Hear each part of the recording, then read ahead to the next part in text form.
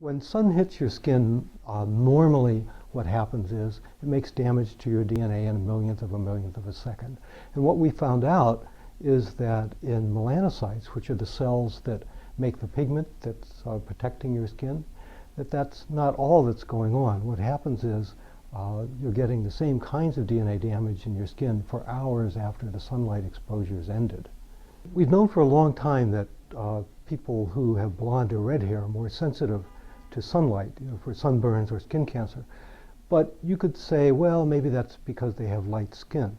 So what's a surprise here is that melanin is actually doing things that can cause cancer as well as prevent it.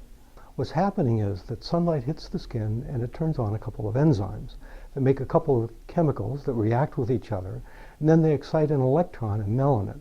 And that sort of thing's never been seen before in mammals. It's the same sort of reaction that happens in fireflies, but it's different here.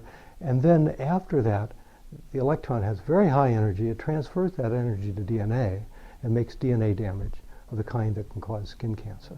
Because this is slow and takes several hours, that actually gives us an opportunity to jump in and intervene. So you can imagine designing chemicals that dissipate that energy before it has a chance to get to the DNA.